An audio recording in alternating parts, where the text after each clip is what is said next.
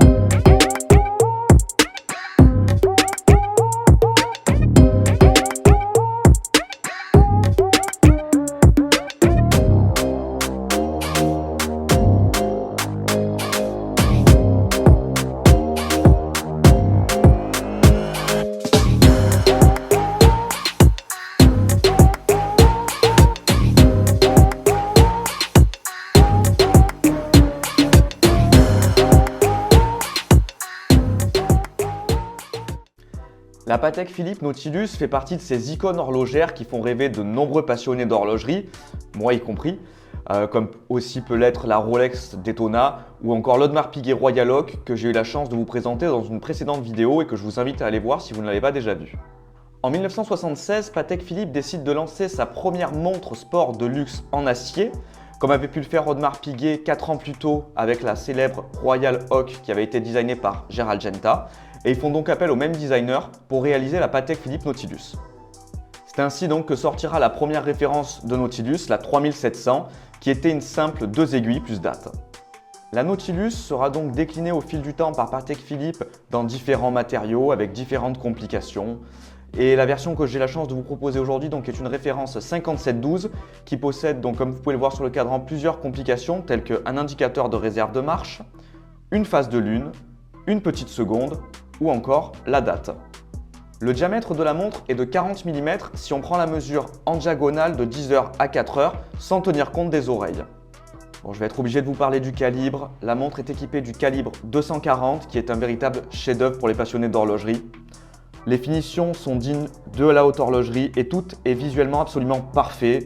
Toutes les surfaces sont travaillées. Le poinçon de Genève n'étant pas suffisant aux yeux de la manufacture, elle crée son propre label avec le poinçon Patek Philippe en 2009. Ce label, aux critères d'exigence très poussés, donc témoigne de tout le savoir-faire de la maison Patek Philippe et de la qualité qu'ils appliquent à leur montre. La platine est perlée, les côtes de Genève viennent décorer les ponts et on retrouve ce sublime micro-rotor en or. Le calibre 240 dispose de 48 heures de réserve de marche et malgré toutes les complications qu'il intègre, il parvient à rester très plat. Le boîtier de la montre est absolument magnifique et on retrouve donc des alternances harmonieuses entre le poli et le brossé, ainsi que cette superbe lunette si caractéristique à la Nautilus avec ce brossé en ligne. La couronne est vissée et la montre est annoncée étanche à 60 mètres. Personnellement, avec un tel chef-d'œuvre au poignet, je n'irai sûrement pas plonger avec, vous vous en doutez. Le fond de boîtier, quant à lui, est évidemment en saphir pour permettre d'admirer le superbe calibre 240. Avant d'avoir cette montre entre les mains, donc la 5712 me paraissait être un peu brouillonne au niveau du cadran avec toutes ces complications qui semblaient un peu partir dans tous les sens.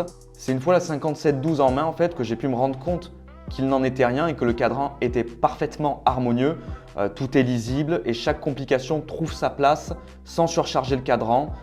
En fonction de la luminosité, le cadran prendra différentes teintes et va passer du bleu au noir. C'est absolument magnifique à voir en vrai. On va retrouver sur cette montre un bracelet intégré qui est si caractéristique au design de cette Nautilus, comme peut l'être également un bracelet intégré pour la Royal Oak. Les maillons centraux sont polis et le reste du bracelet est brossé. On retrouve donc une boucle déployante triple relativement fine pour permettre de conserver la finesse générale de la montre et de son bracelet. Bien que parfaitement exécuté, je vous avoue que je lui préfère tout de même le bracelet de l'Audemars Piguet Royal Oak, qui est peut-être, selon moi, un des plus beaux bracelets de toute l'histoire de l'horlogerie. C'était une sacrée journée pour un passionné d'horlogerie comme moi, vous vous en doutez, d'avoir la chance de porter une Patek Philippe Nautilus référence 5712 durant toute une après-midi. Je remercie encore énormément Christophe de m'avoir fait confiance et de m'avoir laissé filmer sa montre. Les différents doutes que j'avais pu avoir donc, sur cette 5712 avant d'avoir eu la chance de l'essayer ont vite été dissipés, donc j'espère que vous l'avez compris dans cette review. Tout est harmonieux sur cette montre et elle est véritablement grandiose. Cette Patek Philippe Nautilus 5712 restera malheureusement pour moi un doux rêve au vu des tarifs absolument stratosphériques qui sont pratiqués dessus, mais c'était quand même un vrai plaisir de pouvoir l'avoir une après-midi au poignet. Si je devais choisir une Patek Nautilus, pour moi la 5712 c'est une des plus réussies, mais j'hésiterais quand même aussi avec une référence 5980 que j'affectionne particulièrement. En tout cas, si cet essai vous a plu, n'hésitez pas à liker la vidéo et à vous abonner à la chaîne. Vous savez que votre soutien est très important pour moi et me motive à continuer. Et on se retrouve très bientôt pour une prochaine vidéo.